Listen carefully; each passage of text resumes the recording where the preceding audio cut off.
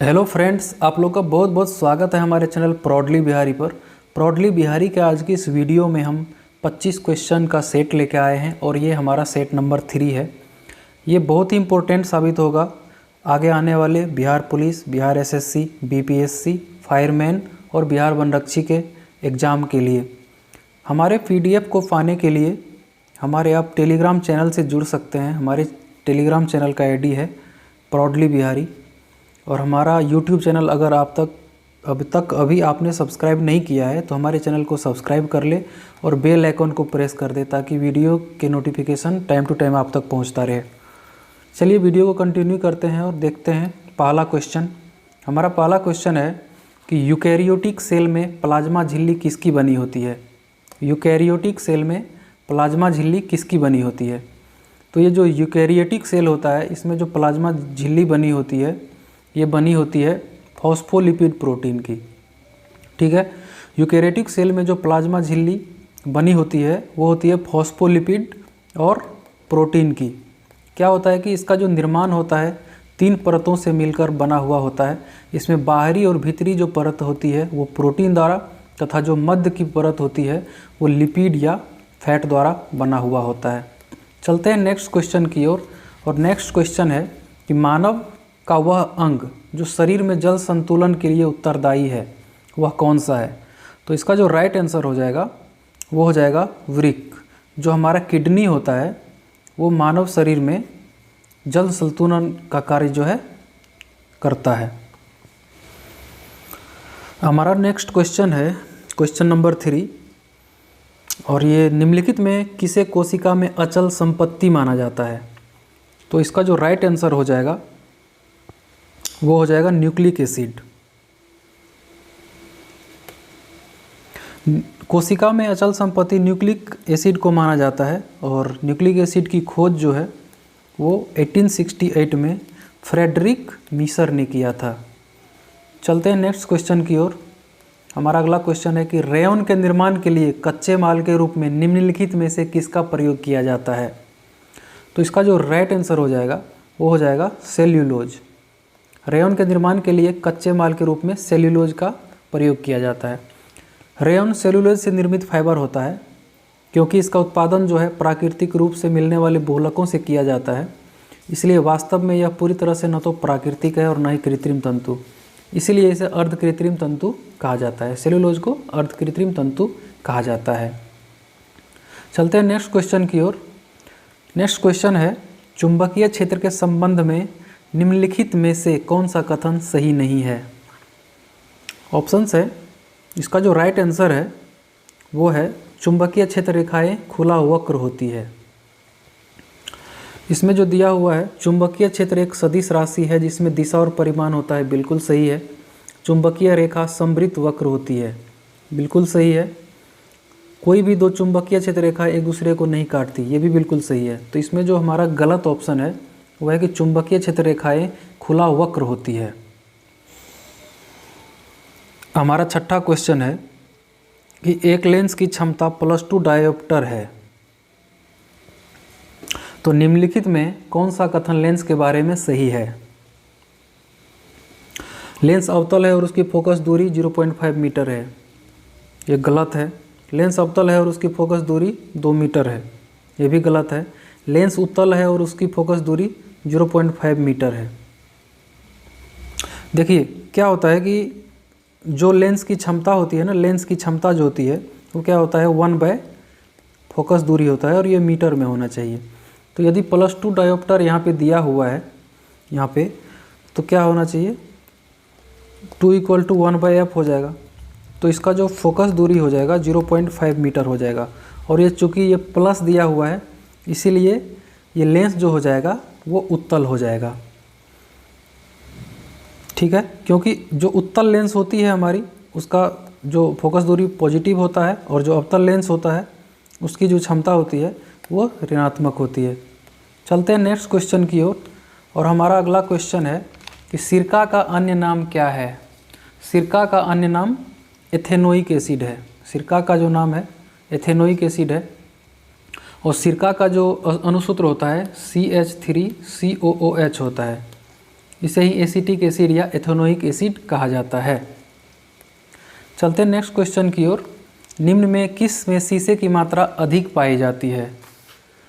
तो इसका जो राइट आंसर हो जाएगा वो हो जाएगा उच्च ऑक्टेन वाले ईंधन। जो हाई ऑक्टेन फ्यूल होते हैं, जैसे पेट्रोल होता है, तो उसमें जितना हाई ऑक्टेन होता है शीशे की मात्रा उतनी ही अधिक पाई जाती है। चलते हैं नेक्स्ट क्वेश्चन की ओर और हमारा अगला क्वेश्चन है कि निम्न में कौन सा प्रत्यक्ष कर का उदाहरण नहीं है? निम्न में कौन सा प्रत्यक्ष कर का उदाहरण नहीं है? तो इसमें जो राइट आंसर हो जाएगा ये बिक्री कर हो जाएगा। जो हमारा सेल्स टैक्स होता है वो इनडायरेक्ट टैक्स होता है। बाकी दिए गए ऑप्शंस में निगम कर, आयकर और स्टाम्प कर, ये जो होता है प्रत्यक्ष कर का उदाहरण है। चलते हैं नेक्स्ट क्वेश्चन की ओर और हमारा 10वां क्वेश्चन है कि कार्टाजोनो प्रोटोकॉल का संबंध किस चीज़ से है? ऑप्शन दिए गए हैं जैव सुरक्षा से, प्रदूषण से, ओजोन क्षरण से या फिर आर्द्रभूमि संरक्षण से। तो इसका जो राइट आंसर हो जाएगा वो हो जाएगा जैव सुरक्षा से। जो कार्टाजोनो प्रोटोकॉल होता है इसका जो संबंध है वो जैव सुरक्षा से है। कार्टाजोनो प्रोटोकॉल एक अंतर्राष्ट्रीय संधि है और जिसका संबंध जैव सुरक्षा से है। इसे 2000 ईस्वी में स्वीकार किया गया और 2003 ईस्वी से यह लागू हो गया। चलते हैं नेक्स्ट क्वेश्चन पर और हमारा 11वां क्वेश्चन है कि अंतर्राष्ट्रीय बाघ दिवस कब मनाया जाता है? तो राइट आंसर जो हो जाएगा ये हो जाएगा 29 जुलाई। जो अंतर्राष्ट्रीय बाघ दिवस होता है ये 29 जुलाई को मनाया जाता है, जबकि जो सांख्यिकी दिवस होता है इंडिया में वो कब मनाया जाता है? 29 जून को मनाया जाता है। चलते हैं नेक्स्ट क्वेश्चन पर। हमारा 12वां क्वेश्चन है कि किसकी स्वीकृति के बिना संचित निधि से धन नहीं निकाला जा सकता है? तो इसका जो राइट आंसर हो जाएगा वो हो जाएगा संसद। इसका राइट आंसर हो जाएगा संसद। भारतीय संविधान के जो भाग 12 हैं इसके अनुच्छेद 266 में क्या है? संचित निधि का उल्लेख है। और भारत की संचित निधि का मतलब उस निधि से होता है जिसमें सभी प्रत्यक्ष और अप्रत्यक्ष करों से प्राप्त सभी राजस्व होते हैं, भारत सरकार द्वारा दिए गए ऋणों से प्राप्त ब्याज होते हैं, भारत सरकार द्वारा लिए गए सभी ऋण और भारत सरकार द्वारा प्राप्त सभी ऋण की पुनर्भुगतान की राशि भी शामिल होती है। इस निधि को व्यवस्थित करने की पूरी शक्ति संविधान ने संसद को दे रखी है। इसलिए इस निधि में बिना संसद के पूर्व स्वीकृति के कोई भी धन नहीं निकाला जा सकता है या नहीं जमा किया जा सकता है और न ही भारित किया जा सकता है। चलते हैं नेक्स्ट क्वेश्चन पर और अगला क्वेश्चन है कि संविधान के किस अनुच्छेद के अंतर्गत किसी एक व्यक्ति ही को 2 या 2 से अधिक राज्यों का राज्यपाल नियुक्त किया जा सकता है? तो इसका जो राइट आंसर हो जाएगा वो हो जाएगा अनुच्छेद 153। अनुच्छेद 153 के अनुसार एक ही व्यक्ति को 2 या 2 से अधिक राज्य का राज्यपाल नियुक्त किया जा सकता है। अनुच्छेद 153 में जो 7वां संविधान संशोधन 1956 द्वारा जो है इसको जोड़ा गया था। चलते हैं नेक्स्ट क्वेश्चन पर और हमारा नेक्स्ट क्वेश्चन है किसी राज्य विधानसभा में अधिकतम सदस्यों की कितनी संख्या हो सकती है? तो इसका जो राइट आंसर हो जाएगा वो हो जाएगा 500। जो किसी राज्य की विधानसभा होती है ना वहाँ पे जो मैक्सिमम सदस्य होते हैं वो 500 हो सकता है, ठीक है। और न्यूनतम कितना हो सकता है? 60 सदस्य हो सकता है, ठीक है। अपवाद के लिए हम बात कर लेते हैं तो जो गोवा है और मिजोरम है, ठीक है, तो गोवा में 40 है, गोवा और मिजोरम दोनों में ही 40 है और जो सिक्किम है ना यहाँ पे 32 है। चलते हैं नेक्स्ट क्वेश्चन पर। हमारा 15वां क्वेश्चन है कि भारतीय संविधान का कौन सा अनुच्छेद राष्ट्रीय मानवाधिकार आयोग का वर्णन करता है? तो इसका जो राइट आंसर हो जाएगा वह हो जाएगा इनमें से कोई नहीं। राष्ट्रीय मानवाधिकार आयोग 1993 संवैधानिक आयोग न होकर सांविधिक आयोग है, क्योंकि इसकी स्थापना जो है संसद के अधिनियम के द्वारा की गई है, इसीलिए इसका वर्णन किसी अनुच्छेद के तहत नहीं किया गया है। तो इसका जो राइट आंसर हो जाएगा वो हो जाएगा इनमें से कोई नहीं। चलते हैं नेक्स्ट क्वेश्चन पर और हमारा अगला क्वेश्चन है कि भारत के महान्यायवादी के संदर्भ में कौन सा कथन गलत है? ऑप्शंस दिए गए हैं कि महान्यायवादी राष्ट्रपति के प्रसाद पर्यंत पद धारण करता है, महान्यायवादी संसद का सदस्य नहीं होता है परंतु मत देने का अधिकार है। महान्यायवादी को भारत के राज्य क्षेत्र में सभी न्यायालयों में सुनवाई करने का अधिकार है। या भारत सरकार का प्रथम विधि अधिकारी होता है। तो इसका जो राइट आंसर हो जाएगा, मतलब इस क्वेश्चन के लिए जो गलत कथन है वो हो जाएगा आपका बी। महान्यायवादी संसद का सदस्य नहीं होता है परंतु मत देने का अधिकार है। देखिए, महान्यायवादी संसद का सदस्य तो एक्चुअली नहीं होता है, लेकिन ये मत भी नहीं देता है। ठीक है, चलते हैं नेक्स्ट क्वेश्चन पर। जो अनुच्छेद 88 है उसी में इसका उल्लेख मिलता है। जो अटॉर्नी जनरल है हमारा, उसका जो उल्लेख मिलता है अनुच्छेद 88 में मिलता है। चलते हैं नेक्स्ट क्वेश्चन पर। और हमारा नेक्स्ट क्वेश्चन है कि पृथ्वी की आंतरिक संरचना की दृष्टि से किस भाग का निर्माण मुख्यतः सिलिकॉन और मैग्नीशियम से हुआ है। तो इसका जो राइट आंसर हो जाएगा वो हो जाएगा बी, मेंटल। जो होता है पृथ्वी की संरचना होती है, एक होता है सियाल, एक होता है सीमा और एक होता है निप्फे। एक होता है निप्फे, मतलब कि ये अर्थ का क्रस्ट होता है, ये क्या होता है मेंटल होता है और ये कोर होता है। चलिए, मेंटल जो होता है भूपर्पट्टी के नीचे 2900 किलोमीटर तक पाया जाता है। चलते हैं नेक्स्ट क्वेश्चन पर। और हमारा अगला क्वेश्चन है कि नदियों तथा सहायक नदियों का निम्नलिखित में कौन सा युग्म सही है। गोदावरी, भीमा, गंगा, पैनगंगा, कृष्णा, कावेरी या कावेरी, अमरावती। तो इसका जो राइट आंसर हो जाएगा वो हो जाएगा डी, कावेरी, अमरावती। जो कावेरी नदी है उसकी जो सहायक नदी है अमरावती है, हेमावती है और काबिनी है। जो गोदावरी है इसकी इंद्रावती है, पूर्णा है, वर्धा है और पेनगंगा है। और जो कृष्णा नदी है इसकी सहायक नदी है भीमा, कोयना और मूसी। जबकि गंगा की सहायक नदी यमुना, घाघरा, रामगंगा, गंडक और कोसी है। चलते हैं नेक्स्ट क्वेश्चन पर।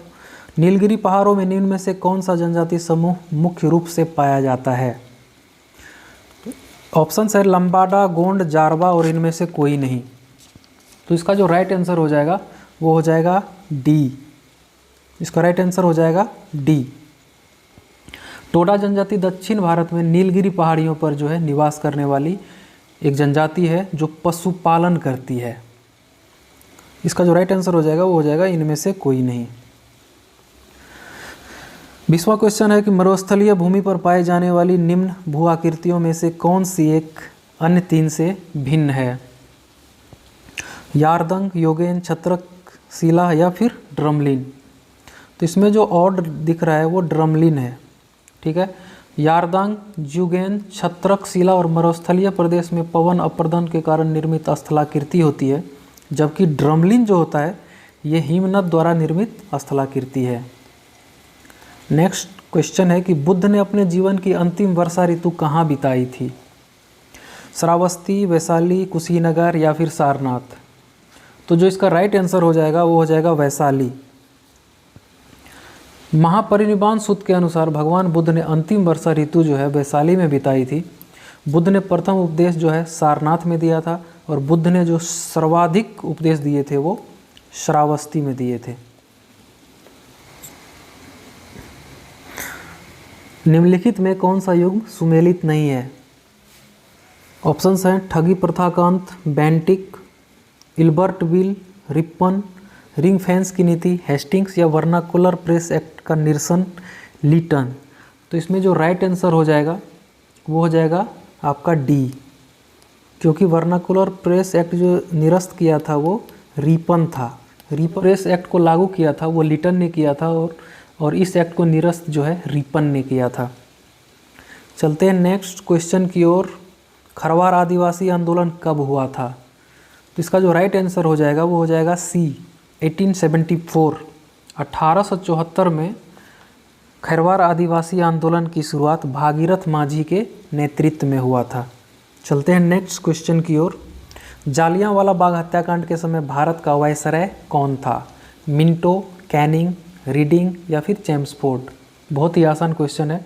देखिए, जालियांवाला बाग हत्याकांड जो है 13 अप्रैल 1919 को हुई थी। 13 अप्रैल 1919 को हुई थी। और इस समय जो है भारत का वायसराय जो है ये थे लॉर्ड चेम्सफोर्ड। जनवरी 2021 में इंजीनियर पुरस्कार 2020 से किसे सम्मानित किया गया है? तो इसका जो राइट आंसर हो जाएगा वो हो जाएगा VK Yadav. VK Yadav is the right answer. Engineer पुरस्कार 2021 से पूर्व ये क्या थे? वीके यादव जो वो पूर्व रेलवे बोर्ड के अध्यक्ष थे। वीके यादव, इसको सम्मानित किया गया है इंजीनियर पुरस्कार 2021 से। इनके स्थान पर जो है रेलवे बोर्ड के नए अध्यक्ष जनवरी 2021 में कौन बन गए हैं? सुनीत शर्मा। तो thank you so much for watching this video. अगर हमारे चैनल अभी तक आपने सब्सक्राइब नहीं किया तो हमारे चैनल प्राउडली बिहारी को सब्सक्राइब ज़रूर करें, बेल आइकन को प्रेस करें, हमारे वीडियो को लाइक करें, अपने दोस्तों के बीच शेयर करें। और हमारे वीडियो यदि आपको अच्छे लगते हैं तो कंटिन्यू हमारे चैनल पर वीडियो को वॉच